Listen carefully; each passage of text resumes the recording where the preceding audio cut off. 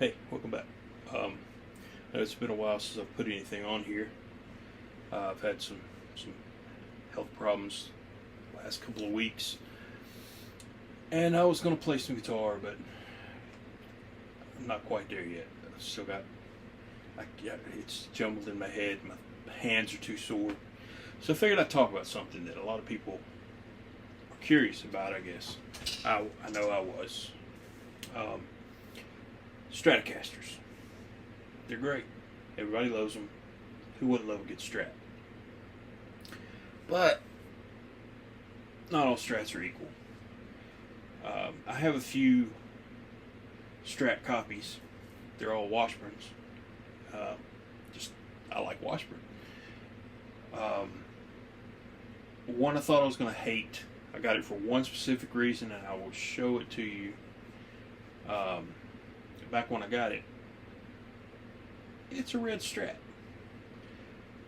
but it is a Washburn and it's really cool. So here it is. This is a Strat. It's Washburn Custom Shop. It's a Washburn Custom Shop. It's called a Silverado LS 103.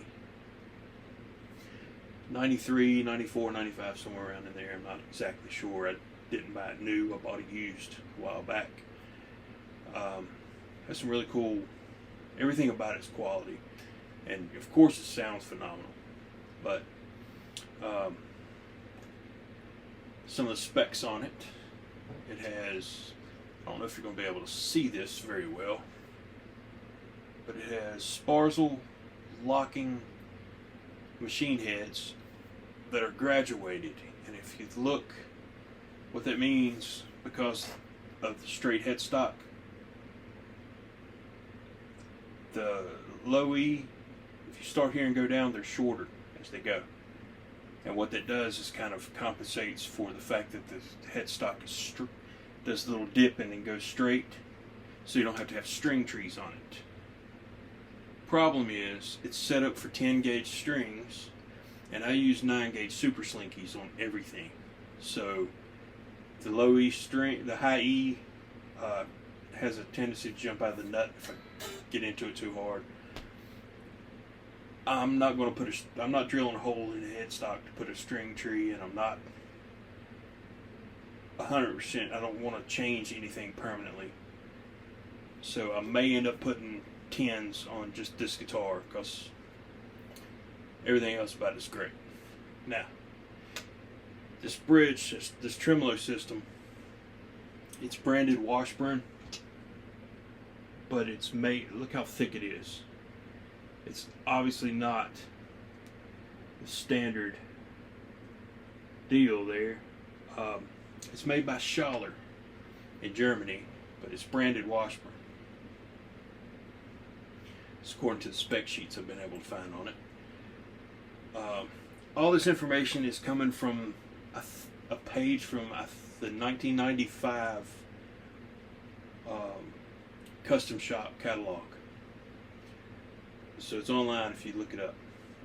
These are Seymour Duncan pickups. I think they're antiquities, but I can't tell. I don't know how to tell the difference because I've never had any. It has the truss rod adjustment down here. It's a wheel, so it's easy to get to. You don't have to have a special tool. It'll fit in a little hole and won't bend when you turn it. You're good. Rosewood fretboard, real mother of pearl dot inlays. It's pretty nice. Strap locks from the factory, and I know they're Jim Dunlop style because that's what they are. Jim Dunlop strap locks from the factory. Take that out because they rattle. Now, the coolest thing about this guitar, probably wondering what this shark's fin piece of wood is. It is a Stevens extended cutaway. If you're a Nuno Betancourt fan, you already know what that is. If you're not, it is this.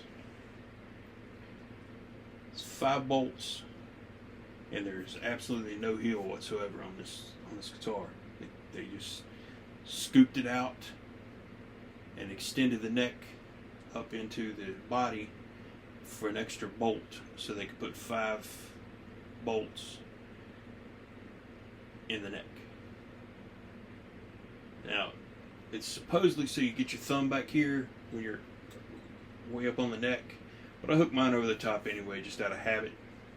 But it does feel weird that there's nothing here, because for me it's more of a palm thing. I mean, it does make it easy to get to anything, but I just thought it was cool because I'm so used to seeing them on the new Betancourt models, and I've always wanted to try one, but I didn't have thousands of dollars to spend on a new Betancourt model. I really wanted one of these, and there was just, I couldn't. I never could find one in a store somewhere so I could pick it up and try it. And then I came across this on the internet one day a while back and had to have it, and it was a great price, and I like it. It's neat. It's a little bit different than the Nuno model, and I like that because they stuck with it's modern, but they stuck with the aesthetic of the Strat by just cutting out, leaving this ledge. His has an extra route, so it cuts this in half, even thinner, and the plate has points on the ends of it. You know, it's kind of angled, so it's more modern looking. I'll try to put a picture up if I can figure out how to edit. But I love the fact that it was just such a modern thing, kind of grafted into this, you know, a classic design. And everything else about this thing is just, I mean, just the feel of the paint, the finish on it. It doesn't. I like to say that inexpensive imports are great, and they are. I love them. I love my Maverick series to death, and they're $200 guitars on a good day. Well, at least they were back when they were made. But basically, this is my favorite Strat that I've ever picked up, and I figured I'd show it to you since I couldn't play it. I'll do a little review. So I'm going to do a couple more of these while I've got while I can stay awake long enough to do it. In the meantime, appreciate it, and I'll see you on the next one.